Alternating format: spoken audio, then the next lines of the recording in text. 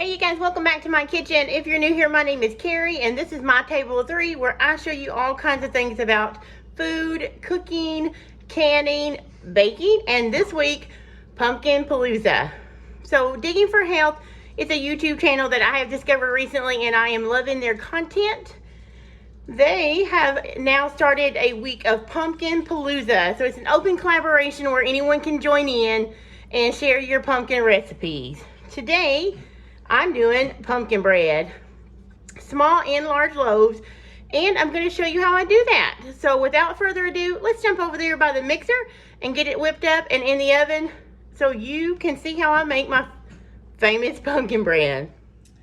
All right guys, let's get started making this pumpkin bread two ways. This is a family favorite recipe. I have a small baking business on the side, and this is my #1 recipe during the fall, so I thought I would share it to you with you guys during Pumpkin Palooza. And I'm gonna do it two different ways because I take one recipe and I make it two different ways. And this is a large batch, so this will make 2 big loaves like this in a baking pan, or it will also make, I think it's 6 mini loaves, but we're gonna get together because I'm gonna do 1 of the large loaves and 3 of the mini in the second way. But I'm gonna show you what all we need, okay? So you're gonna need 1 can of pumpkin. I didn't grow any pumpkins. I've said it before in my other videos, our garden was a flop this year except for a few things. So canned pumpkin it is. You guys have noticed this has went up crazy. You're gonna need, so 1 can of pumpkin, you're gonna need 4 eggs. You're gonna need 1 cup of oil. You can use, don't pour it out like I did. You can use vegetable oil if you want to, but I don't use vegetable oil.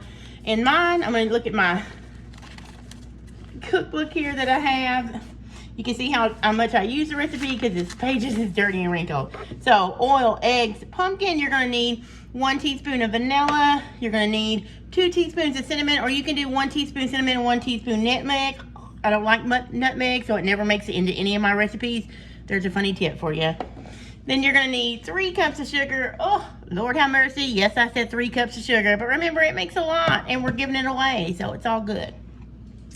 2 teaspoons of baking soda, not baking powder, baking soda, and 2/3 cup of milk here. And we're lucky today we have fresh farm milk from my friend Ashley that she delivered to us this morning. So if I missed anything, a pinch of salt, and that's it. But I'm gonna pin you down. I always say that, don't you? Pin you down. Do you always hear me say that, Nathan?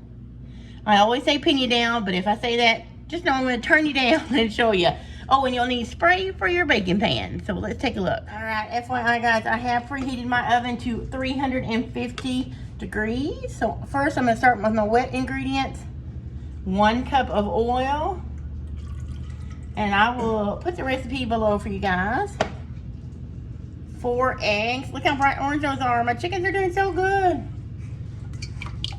4 large eggs. And I am also going to put the sugar in. So this is 3 cups of white sugar. And let's do my 2/3 cup of milk really quick. I'm going to shake this up because I can see where the cream is already at the top. Alright, so let's see. 2/3 cup of, you also can use water. So if you don't want to use milk, you can totally use water. I've used both. My son Nathaniel's about the only one that drinks milk. I forgot I should open these first, right? And so we only buy like a ½ gallon or so a week, and make sure I get all the oil. And so you could use water. Most of the time I do use water when I do not have the milk, is what I'm trying to get out of my mouth, if I can do that. All right, let's see. Okay, give me just 1 second. Trying to prepare to get everything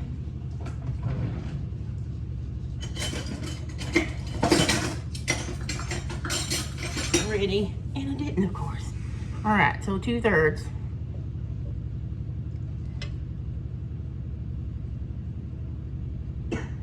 One.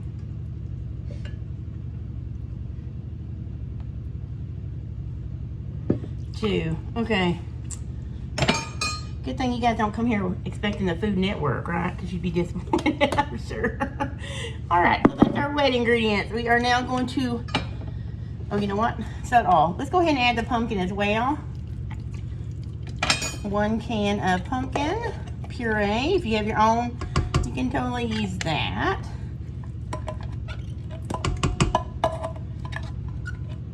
All right, so now I'm gonna mix this all up. And because my balloon whisk has now went to balloon whisk heaven, we're gonna use this attachment. So let's go ahead and do that. Start on slow because it will go everywhere if you don't. We're just gonna cream this up enough to make everything mix together and the eggs to come to get, you know, beat nicely, and then we're gonna stop it. Yeah, so it looks good. Let's lift it up. All right, so the next thing I'm gonna do is I'm gonna add my spices. 2 teaspoons of cinnamon. Remember, you could do 1 teaspoon nutmeg, 1 teaspoon cinnamon. I don't do, there was about 2 teaspoons left, so I dumped it in. Pinch of salt. If you need a measurement, you can do 1/4 teaspoon and 1 teaspoon vanilla. I'm gonna mix this a little bit. I'm gonna get my flour ready. Ooh, don't you like that cinnamon cloud that went everywhere?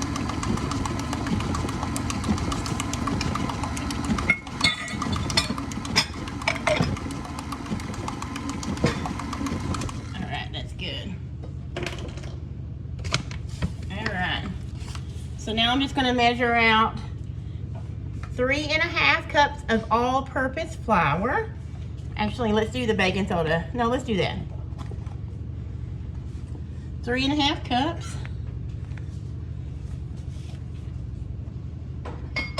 I'm going to scoop it out over here. Just got a new bag. I don't want to make a mess, so. And I like to mix mine in 1 cup at a time because it will go everywhere. And I'm not saying it won't now, but I kind of do it like that, just so you don't make a mess. You're still gonna make a mess if you're in my kitchen, or at least I do. You guys see my new apron? Isn't it cute? I love my chickens. My friend Amanda gave it to her for my birthday, and I'm super excited about it. I love it. All right, let's add another cup of flour.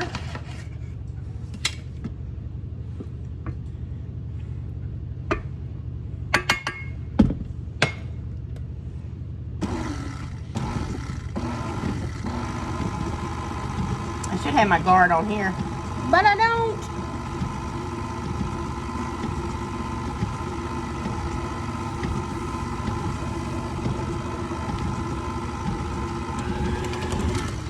All right, so just gonna mix down the sides.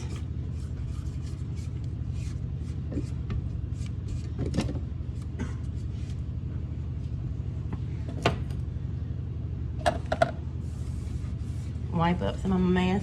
Now we still have 1½ cups of flour to go, so let's do 1 more cup.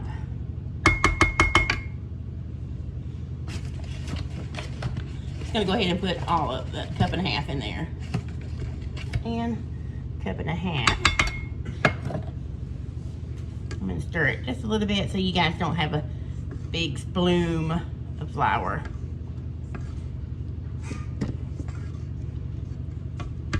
Probably more helpful if you take this off in between, but I'm too lazy to do that. All right, let's go.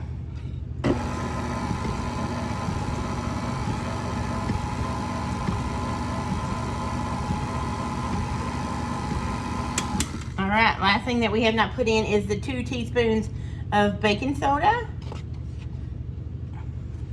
There is a difference. So this is baking soda, not baking powder. This is gonna give it a good rise. All right, final mix through. Go ahead and check your recipe. Always make sure that you got everything before you say you're done.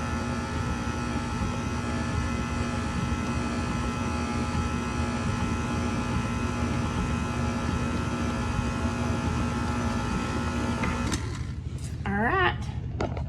I'm gonna kind of tilt you up now and stir this a little bit. I'm not gonna over mix it. If you over mix flour, it makes it a little bit tougher of consistency. We don't want that.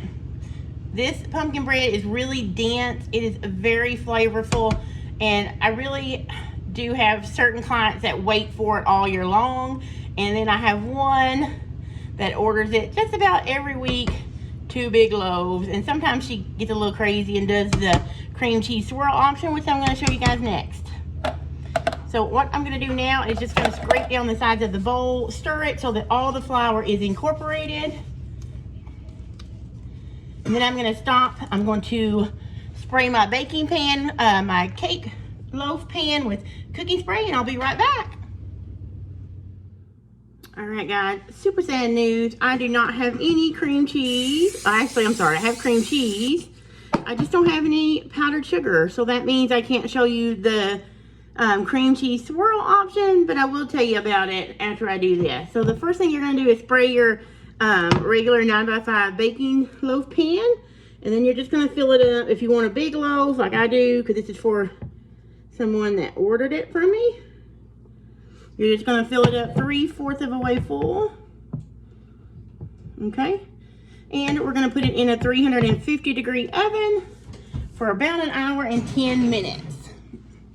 Now, let me show you how to do a couple of these loaf pans, these mini ones. I love these. You can get these in bulk off of Amazon. They're super, you can reuse these. I have many times. Don't put them in the dishwasher because they don't do well there. We've learned that the hard way. But we're gonna go ahead and put some mini loaves in too. I'm gonna drop those off to one of our church sisters so that she can take that to the farmer's market when they go. So, and do these the same way.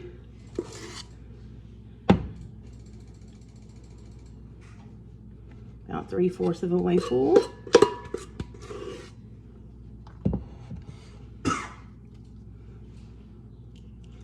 Alright.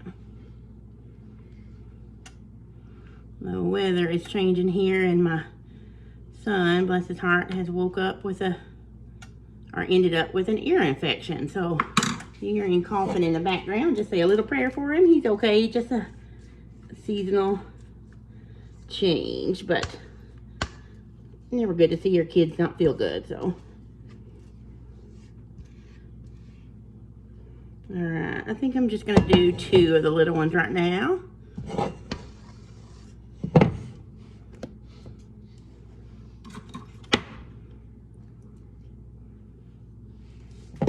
Okay, and into the oven they go. These will cook about 40 minutes. All right, see you back in about 40 minutes. Okay, so the little ones are out of the oven. They actually went about 45 minutes. It's gonna depend on how full you fill them. Now the big loaf, it did go for about 1 hour and 15 minutes so far. It is still, I don't think it's done. One way to tell, you can always use a toothpick and press it in the mid. Yeah, see that went see it like come out dirty? Okay, yeah. That is not ready. That's got about another 10 minutes. So, all right, so it is finally out of the oven. I put this poker, or you can use a toothpick, back down in the middle, and it come out clean this time. This is a larger, I was gonna tell you a little bit about this. Normally I cook in this bread pan. It's my favorite. You can tell I've worn it out, but it's seasoned and it doesn't stick. Well, I usually use this, and then I get 3 to 4 of these sides from the leftover. But I bought this a while back to use in videos because I wanted you guys to be able to see, like, when I pour stuff in it, and it just looks prettier, right? It looks prettier than this old one that I've had since we got married, going on 15 years. So anyway, lesson learned. I will stick to this. So baking times, you guys know, are going to vary depending on the depth and the bigness of the bread pan. So here's what they look like. This does get darker as it bakes, but it will taste, it's very moist in the inside, very dense, and there's those. You can leave them in the pan if you want to do for gifts. You can just put some wrap and stuff on them and hand them out. I will cut a slice of this. Well, you've seen the thumbnail. I'm going to use some pictures of some loaves that I made earlier this morning to cut a few and show you what these look like. Now let me turn you around and finish up. All right, guys, so that is it. That is my easy pumpkin bread. I wish I could have showed you the cream cheese swirl, but I'm going to insert a picture of that at the end of this video so you can see it. It's really simple. I'll try and show it later, maybe in the fall, but let me tell you what I did really quick. I take, depending on how many you want to do, for each of those little loaves, I do about 2 ounces of cream cheese, about 1/4 of a cup of powdered sugar, and a little bit of heavy cream. I mix it till it's kind of runny, and then I make a well in the raw pumpkin mix that you pour in the pan. So you pour it in your bread pan, you make a well with a spoon, and you pour that in the well. And then you'll take that poker you've seen or a toothpick, and you just swirl it around and bake it, and it is fabulous. Like I said, I'll put that inside a picture of the ones that I done a day or two ago at the end of this vlog so you can see it. I hope you've enjoyed my video for Pumpkin Palooza. Make sure you check out the hashtag Pumpkin Palooza for all the other videos in Digging for Health's open collaboration. And as always, thanks for coming by my kitchen, and I'll see you guys next time.